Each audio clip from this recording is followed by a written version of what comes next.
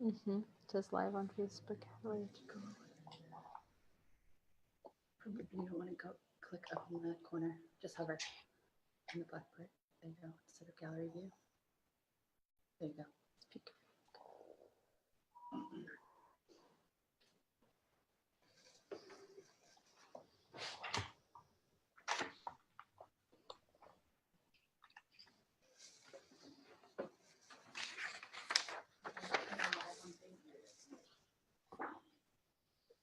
Okay, so we're gonna start in about 1 minute. Okay.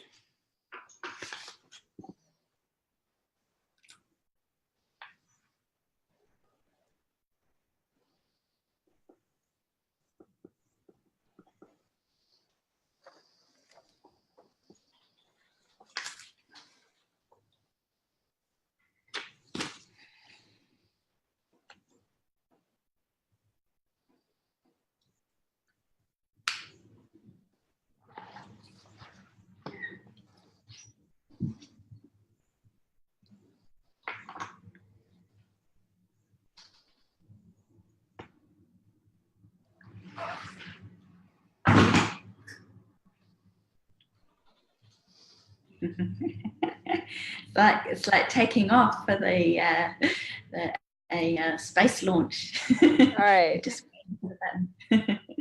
Okay, we're ready. All right. Hi, everyone. Welcome to the Leonardo Book Club. My name is Danielle Siembieda. I'm the managing director for Leonardo, the International Society for Art, Sciences, and Technology. This is the second in our series. We are really excited to be able to connect our authors and our readers to have critical dialogue around the intersection of art, science, and technology. I wanted to talk a little bit about how our hour will go. Our hour will start off with a discussion between our guests and myself, and then we'll open it up to questions and comments from you all. So throughout the hour, you can actually use the comment or chat box to bring up ideas, to bring up questions, comments, suggestions. We actually do have a team of people monitoring the chat and responding to anything that you have asked and need. All of our journals and books, by the way, are available on the MIT Press website. And we encourage you all to take a look at the book we'll be discussing today.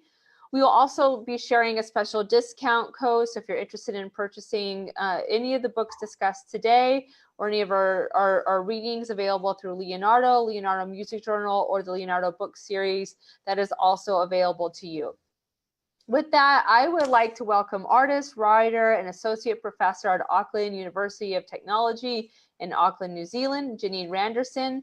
Her recent book, Weather as Medium Towards a Meteorological Art, examines artwork that offers possible engagement with our future weathers while finding openings for immediate action in the present.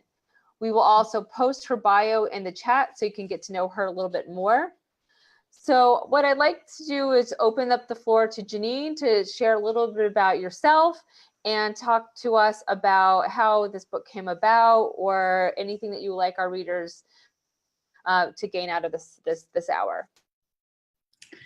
Kia ora koutou. Thank you very much for that lovely welcome, Danielle, and thank you to the audience out there of people who I can't see. So I'm really grateful for this opportunity to talk about my book on a beautiful day in Auckland.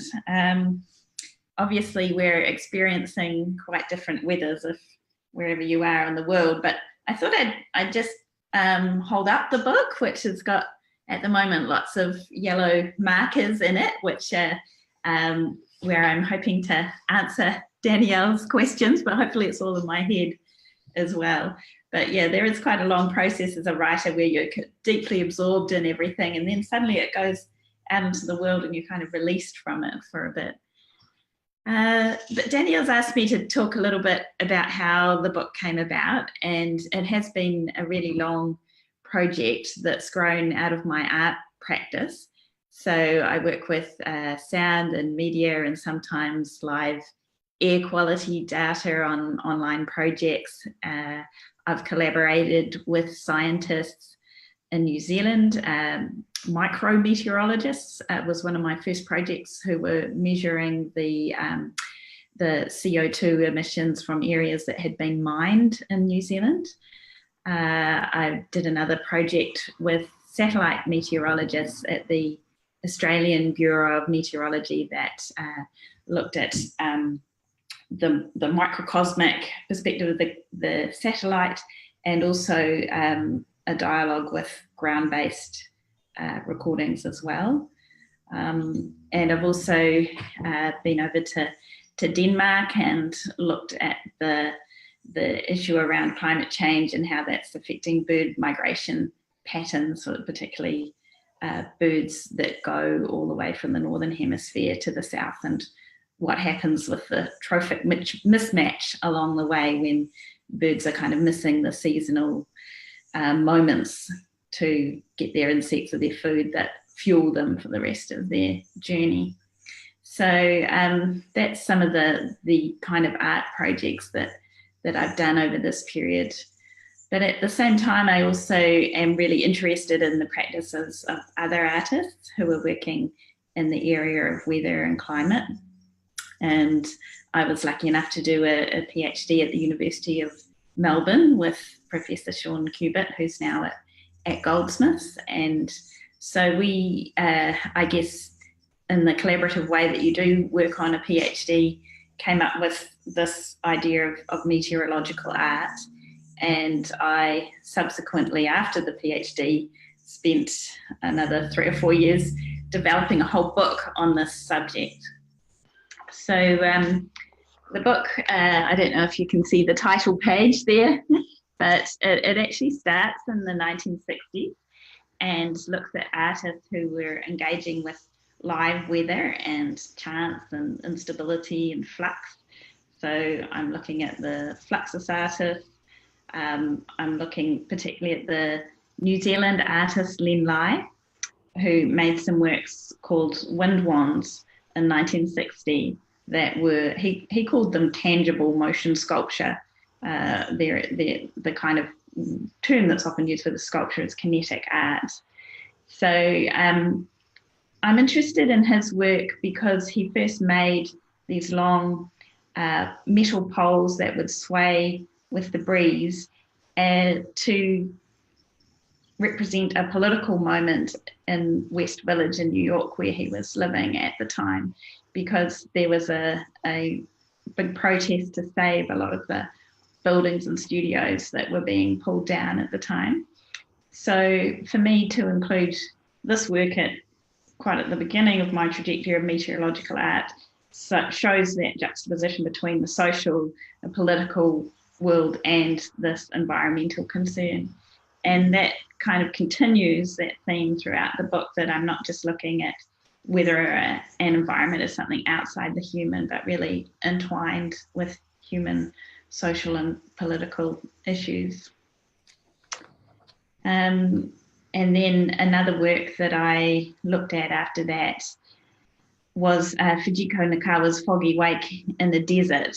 So I think a lot of you will be familiar with her fog gardens and the Eat Pavilion in Japan, which generated fog out of water vapor. So rather than chemical fogs, they were natural fogs that she made, this kind of immaterial kind of sculpture. And I did quite a lot of research into her Foggy Wake in the Desert in 1976, which was a version of that she made in Canberra that still exists at the Australia National Gallery. And it was so amazing, even if you go back there today, bathed in this beautiful fog, there are these Australian red parrots who kind of learn to come when the fog garden gets switched on, because of course, given the water crisis in Australia, it only gets switched on twice a day. And they come up to these metal nozzles that are dispersing the spray and have a bath. So I love this interaction that's now existing between the ecosystem and the artwork.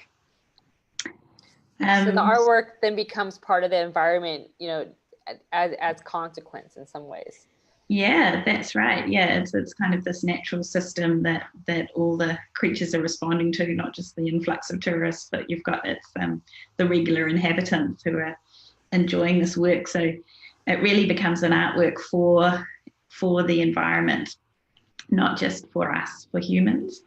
So I guess that's another key point with the book, that I try and take a kind of post-anthropocentric position, or a de-anthropocentric position, where the human is not necessarily the primary agent.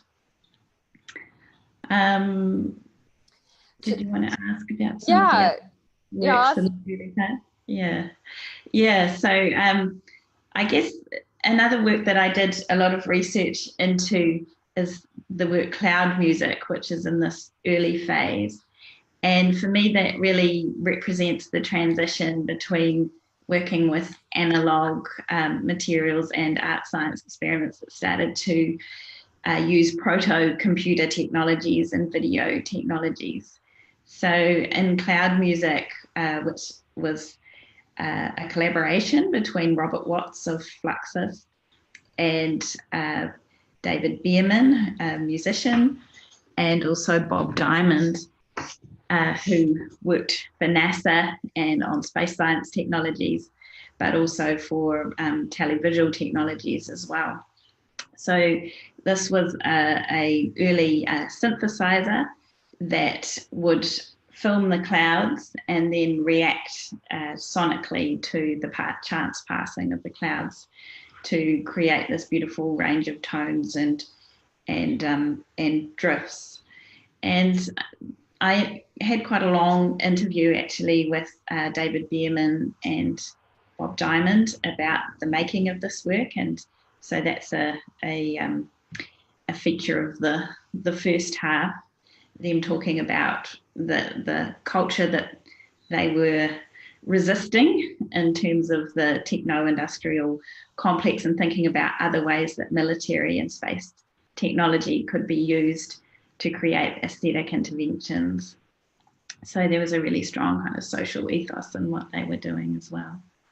I think it's interesting that the artists that you reference in the book are all approaching meteorology in really different ways as a medium. So I know that you talk about this a little bit in the book, but could you want to share with the audience a little bit more by what sort of what it is, the idea of the media of meteorology and meteorological technologies as it pertains to where artists are using it, whether it be for intervention or for whatever approaches that they're using in their own projects. Because I think each of them have a very different outcome with each of the projects that you highlight and present.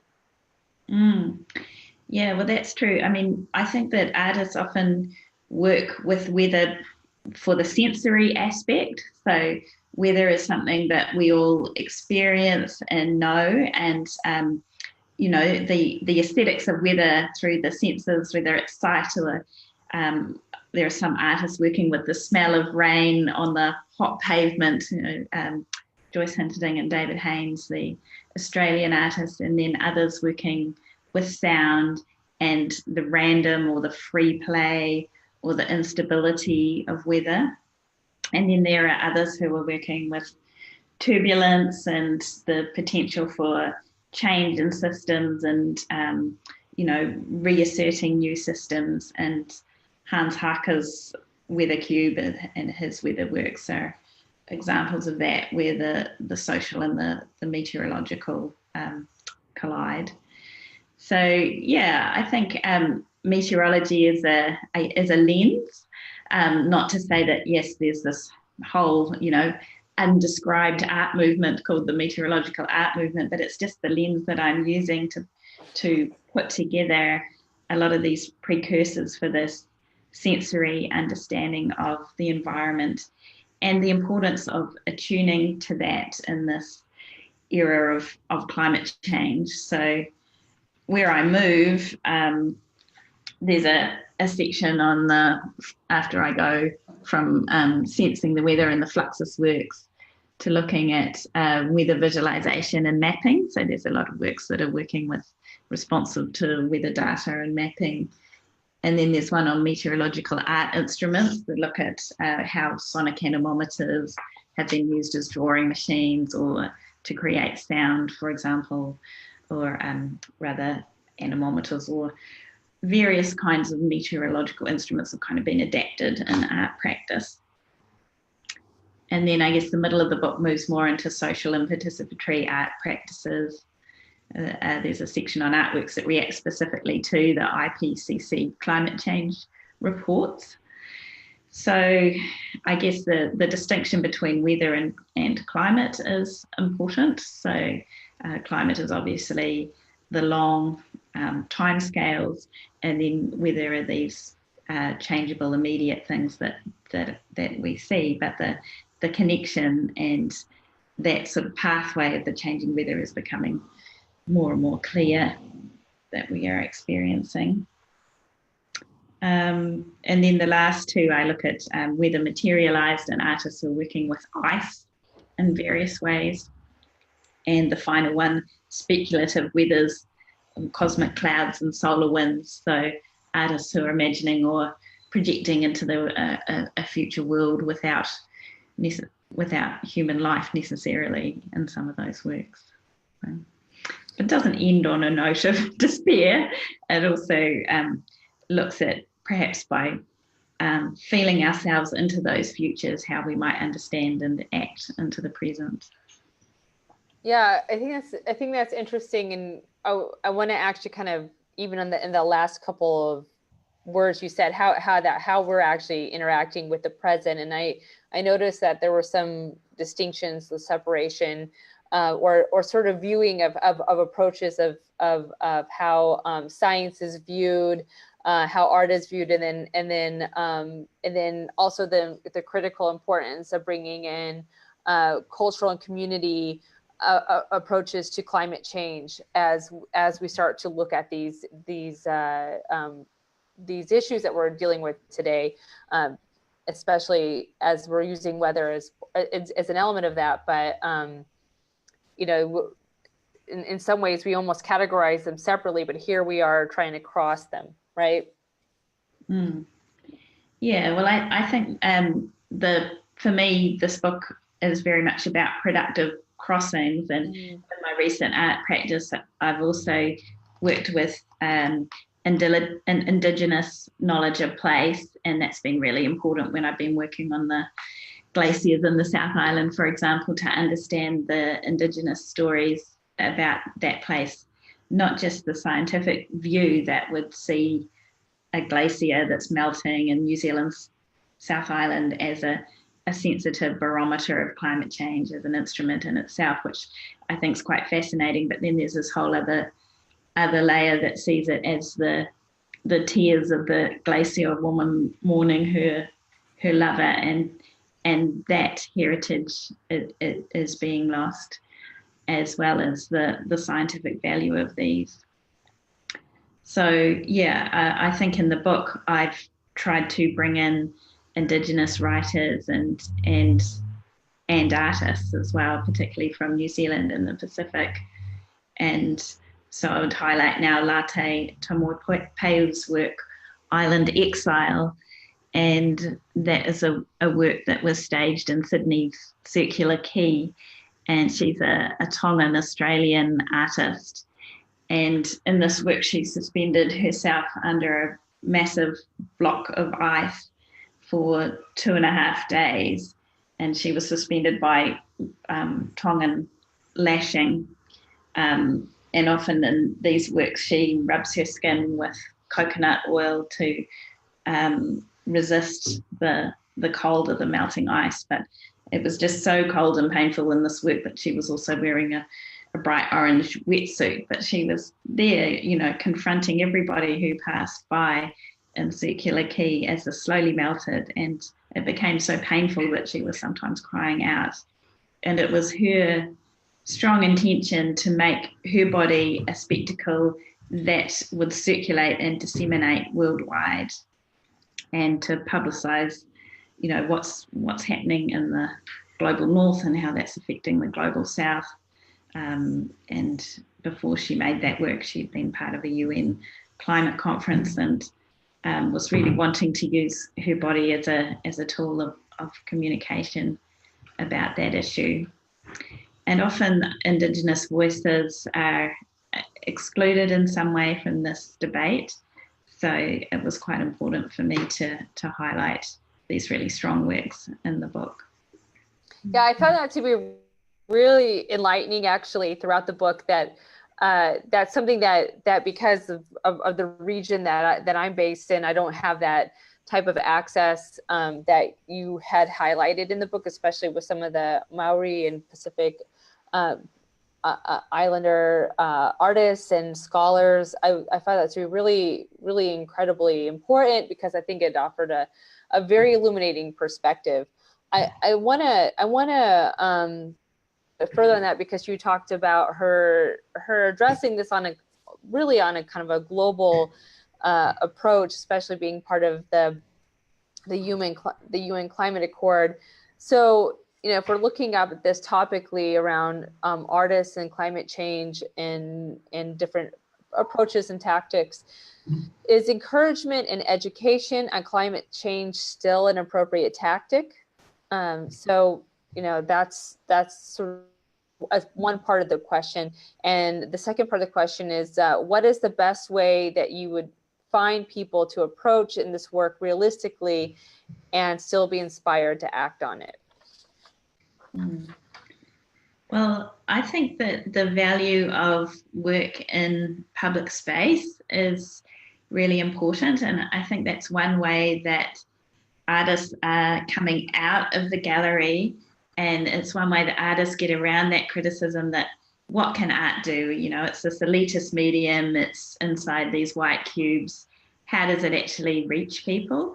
And so I think that work that I described of Latai's, it's really confronting. You have to meet this plea head on, or you just have to, somehow skirt around it, but it will have entered your consciousness in some way. And another work which I think really acts in what Hannah Arendt calls the polis, it's actions in the polis where people collectively group and discuss and confront.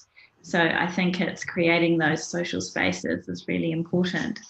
But Andrea Polly's work on the Rachel Carson Bridge, the energy flow piece, I think is another example of artists really working with real world engineering. She worked specifically with wind stacks to create the wind turbine generators that powered her array of 27,000 or more LED lights all along this bridge. And she was really modeling how wind energy could be used. So this was in Pittsburgh. So yeah, I guess when artists really show energy alternatives and they take actions that are unavoidable, I could imagine everybody in that city would have been discussing this thing that they were seeing and how did it get there, and then sort of starting to rethink energy systems. So I think that the artists can ground their work in the real world in that way, but also at the same time, that's not excluding the ways that art poetically works around issues sometimes, and where direct action or just repeated kind of slogans or something like that might fail. Art might approach a topic in a different way that just allows us to open up or become excited by something that we haven't seen before, or even uses humor for us to kind of laugh at ourselves and our preoccupations. So yeah, I think these are some of the strategies that, including play as well, is another one that artists use to actually ground their work in the real. And you think this is also sort of the way that a lot of artists who are working with science are approaching things, so you have sort of how it is sort of engineered or directly related to the actual development of the piece, to how the public is accessing it, whether it's accessing it through a playful, soft approach, humor. You know, are you kind of alluding to that? So this is because I think that a lot of the artists that are, well, all the artists who are in your book are really using some element of scientific information, and it's sort of how they're approaching that scientific information that's varied. Yeah, no, I think a lot of these artists, even if they're not directly, you know, doing science within the work, which some of them are when they're, you know, inventing systems of creating fog or those sorts of things.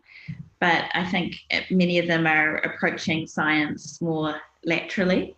So I think with Amy Howden Chapman's Uncertainty italicized, for example, she went through the Ipcc summary for policymakers and looked at all the times that italics were used, and then created a performance piece out of that, where each kind of trope was represented by a person with a glass sheet and a colour. So it was associating facts with colour and pattern and trying to work through this really dense scientific document that a lot of people hadn't read in a very poetic, performative kind of way.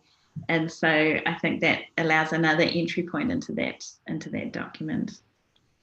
Yeah, thank you for that.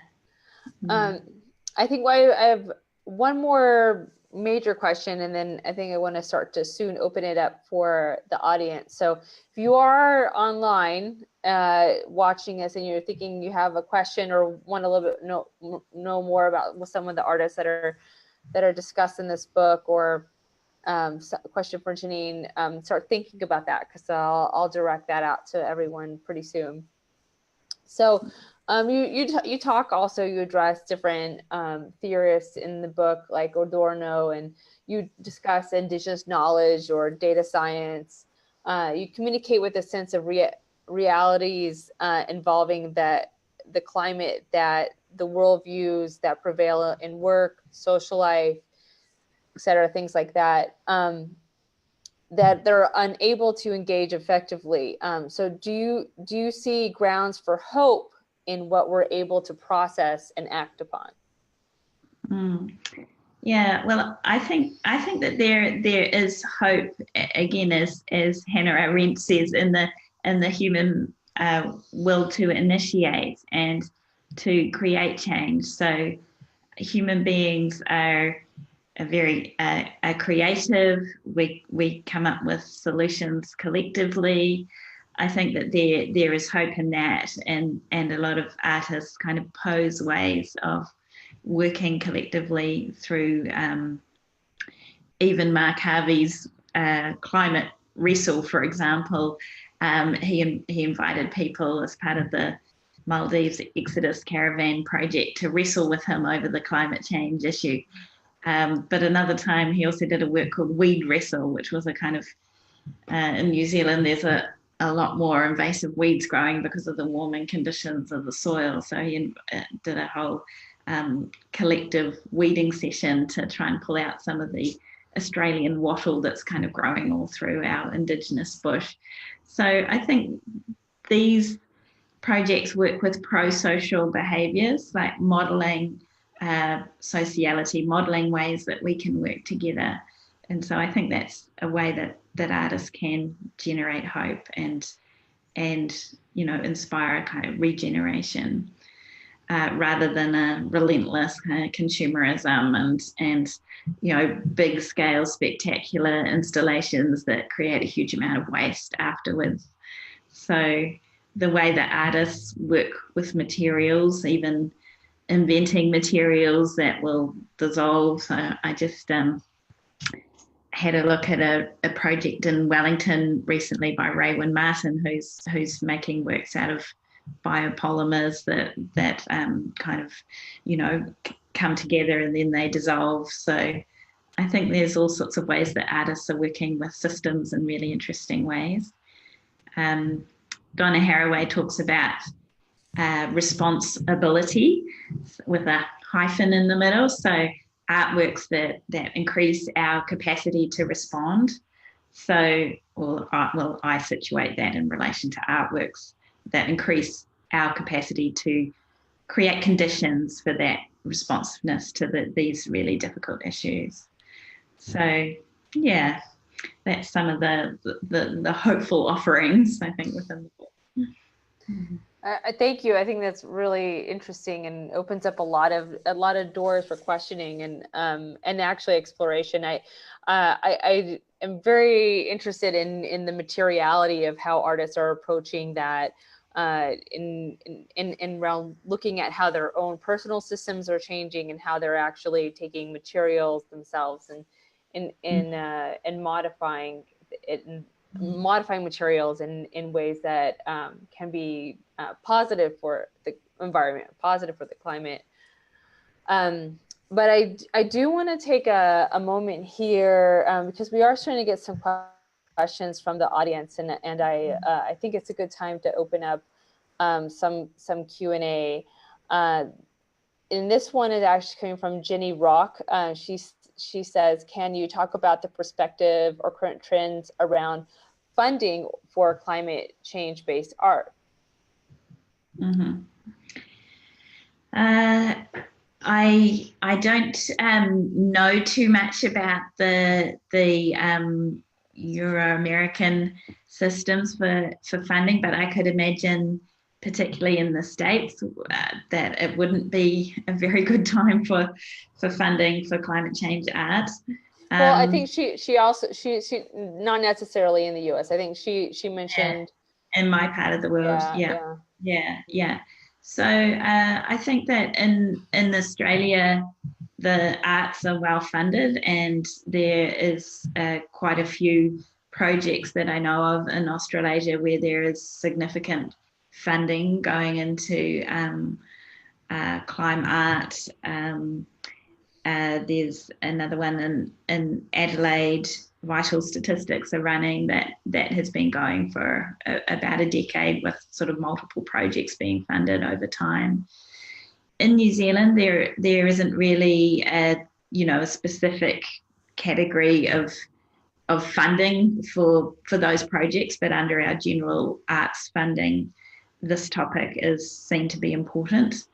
And I think that there are more and more exhibitions on the subject, which don't necessarily address, okay, this is an exhibition about climate change, because curators are trying to work imaginatively around the issue so they don't turn people off through, that kind of climate change fatigue. So Abby Curnane and Amy Howden-Chapman, for example, have been involved in a project called The Distance Plan and curated a nice show called Imagine the Present. And it was trying to sort of say, hey, this climate change stuff isn't just something that's happening a long time away, it's happening now. But yeah, working with artists who work in interesting ways around the climate issue. I will melting ice sculptures directly with heads of politicians or something like that. So yeah. I will know one interesting funder that I would love to see model replicate is Creative Carbon Scotland. They are a arts and cultural funder who has a mandate that any project or arts organization that they fund has to have a sustainability plan, has to show that they are either addressing their carbon impact or and they fund the arts, but you have to show that your art is low carbon impact and addressing carbon impact issues, whether you're an individual artist all the way to an arts organization. And I think that model of funding, that foresight into actually pushing that envelope is the most is the only one I've seen so far on a internationally. I don't know, there might be others, but that's one that I would look up. Great.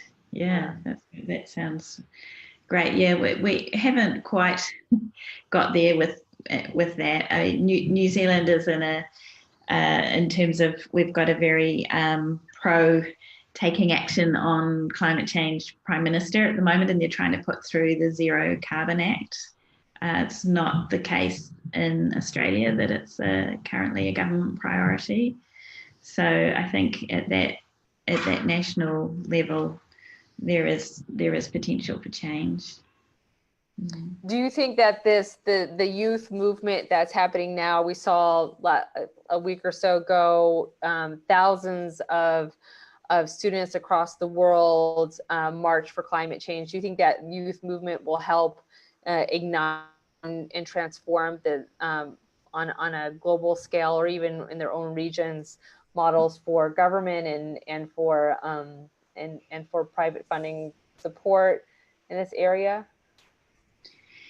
Yeah, well, I think I've been really impressed with that, and I think some of the way that we've been skirting around the issue by not wanting to sort of hammer home the climate change message, perhaps, you know, people of my demographic, and then you look, here is this, you know, this culture of young people who really just want to cry out and say, you know, this is our world, this is our future, so do something now. To the politicians, it's like, yeah, they actually want to be vocal, they want to be political, they want to take activist approaches.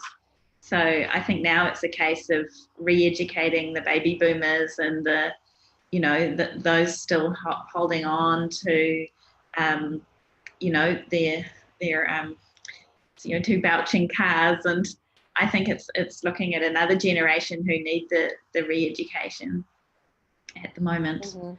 Yeah. Do we have any questions from Facebook or comments? Okay, so yeah. So are there any other art and science developments you would like to have included that have emerged since your book went to press? Yeah, I saw an amazing show last year called The Dynamics of Air at RMIT Gallery in Melbourne, and it had beautiful examples of clouds being generated. There was a lovely work called One of 10 Kinds of Fog by John Sadar and Gingju Cheon, a Korean artist. And I really enjoyed that work. It was 10 sort of little portals that were creating this real miniature fogs, exploring the different textures of fog. And sometimes it was slippery, sometimes it was, you know, spiraling and wispy. And really beautiful live weather being generated within the work. Also, the same show had another work by Cameron Robbins, who I featured in this book, where wind drawings based on meteorological instruments that are capturing the wind and then attached to pen and ink on drawings went all the way across the wall. So just really beautiful new work by Cameron Robbins that I'd point out there. That exhibition was curated by Malte Wagenfeld and Jane Burry. And then in New Zealand, Carol Brown and Tia Reihana, who are both dancers, just did this amazing residency in Lauder, which is one of the World Heritage recognised dark zones in the South Island, where they do a lot of meteorological testing in the upper atmosphere in the South Island. They did a lovely work called Lung Song, which was a performance work down there responding to that environment. So there's another performance of that coming up in a few weeks' time in Auckland. So yeah, I mean, those are a couple of works that if this project was still going, I would like to pursue. The other thing I'm actually researching at is the beginning of the book. I've just spent 2 days in Len Lai's archive and down in New Plymouth, and he had a lot of speculative propositions for temples of lightning and cloud museums and various works around which are meteorological that never quite made it off the page. So some of them are being recreated posthumously by the Len Lai Foundation. and I'm writing an essay for that that will be at the Jean Tingley Museum for an exhibition of Lai's work. So yeah, that's I'm sort of still on meteorology in the current work as well. Thank you. Cool. I'm looking forward to looking at those projects you just mentioned as well. We do have a question from Facebook from Lucy. In Canada, we talk about Indigenous knowledges a lot, and reading your work, I get a sense it means the same thing in our two regions. I'm struggling with my own research, and I wonder if you could speak to reconciling the capital I Indigenous of that conversation with a concern about essentializing Indigenous peoples. Yeah, I think that's something that non-Indigenous academics need to be really careful of.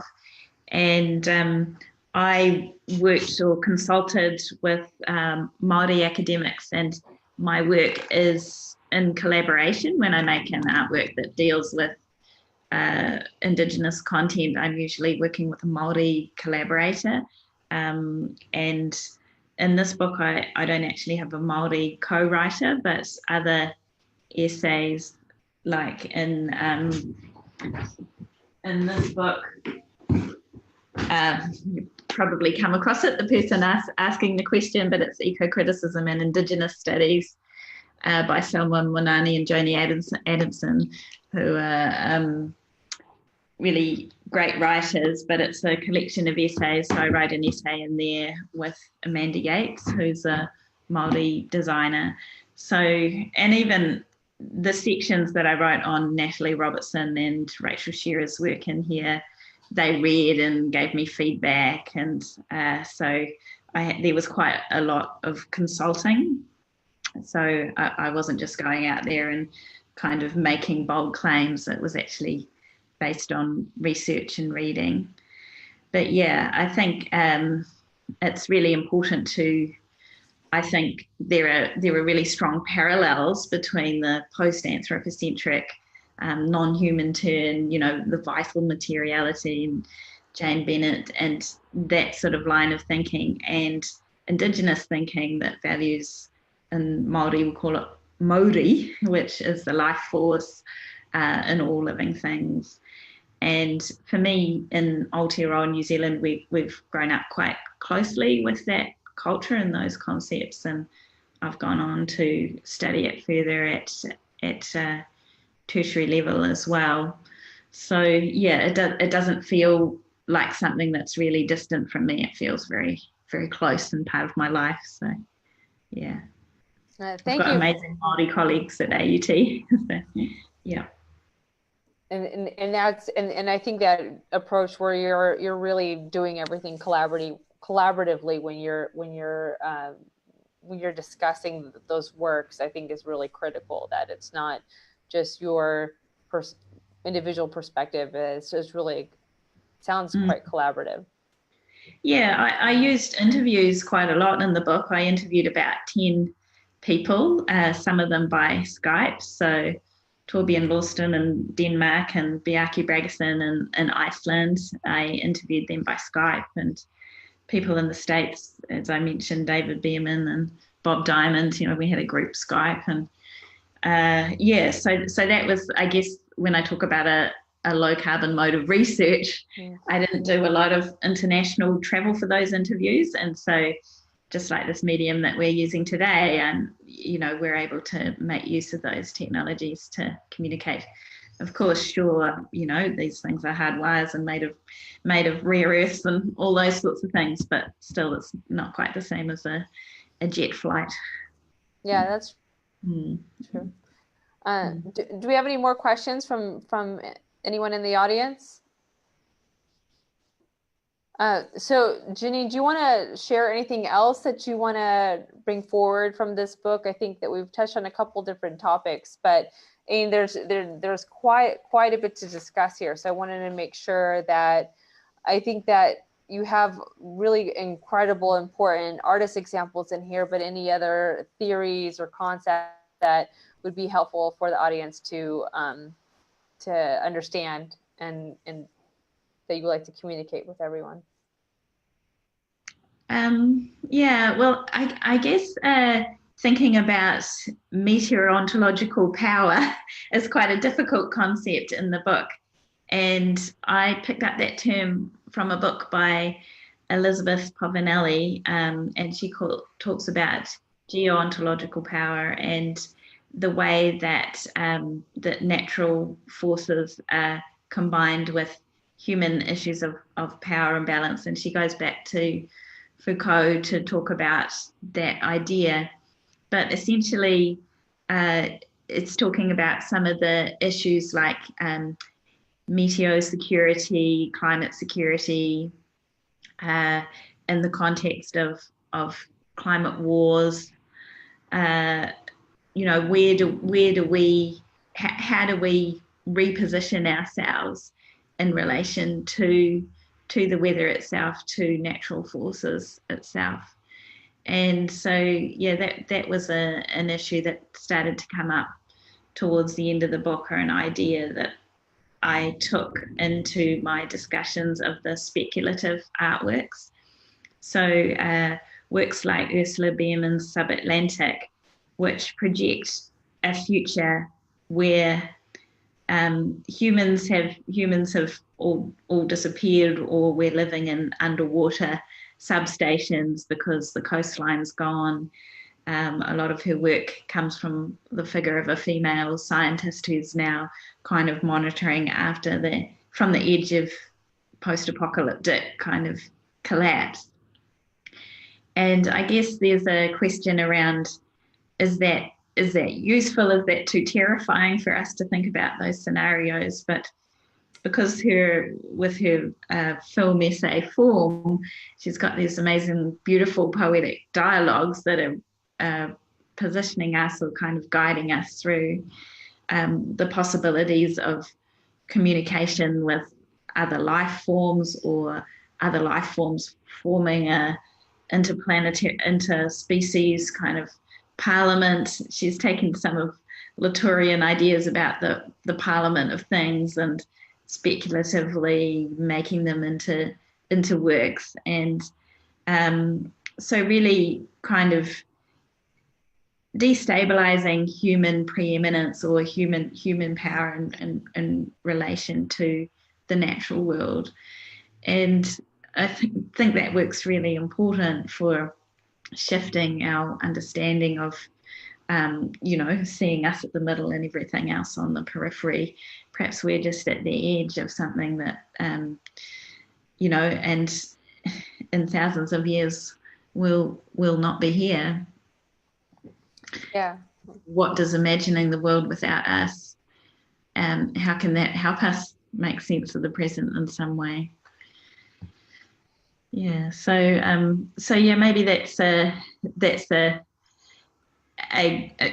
polar opposite of a very practical kind of down to earth solar powered solution, like the weather group U, for example, I talk about in the Sydney Biennale, when they had a solar powered array and wind turbines to tell Indigenous stories, in a very kind of humble presentation of a whole lot of TV monitors telling stories about Aboriginal weather knowledge, and also some of the political issues that are happening in those areas around mining. And so, yeah, I think there's a very grounded way to approach this issue. And then there's other works that are really ask us to really take a look at this from a stratospheric perspective. And Yeah. I enjoy both those approaches. Me too, actually. I feel like I teeter-totter between both of those, especially when it comes to issues around climate change. It's like I have to draw myself in one way or the other. That's why I actually really love the works that you feature in this book. I do want to highlight, we do have another question from Jenny Rock. She wants to know a little bit more about your future aspirations for social participatory art. Well, I guess I'll just talk about a really practical project that's coming up. There's there's a bird in New Zealand called the kiriru, which is a native wood pigeon, and it's responsible for the Maori, or the life force of the forest. And I'm working with sound artist Rachel Shearer, who I talk about in this book, and Amanda Yates, who I mentioned before. It's Amanda Yates' idea for the project, but we're going to do a workshop with kids in the Aotearoa Library that generates the sound of the kiriru. Rachel's going to work on that, and also takes video of the kiriru, and we're going to look at maps of where they still are, because they're a bird that are still around. And in South Auckland, it's a more impoverished part of Auckland, and it's quite an urban area. So I guess we're going to think about the possibilities that come from the children around how we can use the kiriru as a kind of allegory of regeneration. So I think that'll be a nice, I mean, we were sort of initially thinking of doing an installation in there, but then we thought, no, actually what they really need out there is something to inspire and to participate and actually do and make themselves. So we're going to ask them to create their own installation out of these materials in the library foyer. And there's a lovely, much more complex project that I mentioned in the book called Otukapua, What Clouds See. The family F4, a New Zealand group, where they also worked with children in galleries and libraries to imagine the world from the perspective of a cloud, and to recreate a forest. And they worked quite closely with the science organisation NIWA to learn about how atmospheric data communicates about the world. So it was an education, art and science project fused together. There is a lot of science around the kiriru and how and their role in regenerating the forest as well. But at this phase of the project, we haven't been working specifically with science apart from just reading that research. So there might be a closeness with science at a future phase.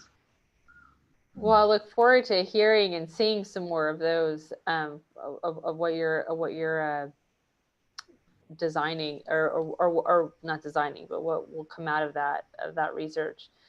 Do we have any more questions from the audience?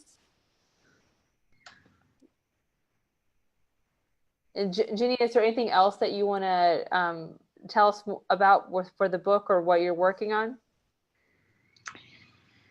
I think we've probably covered quite a lot in that time.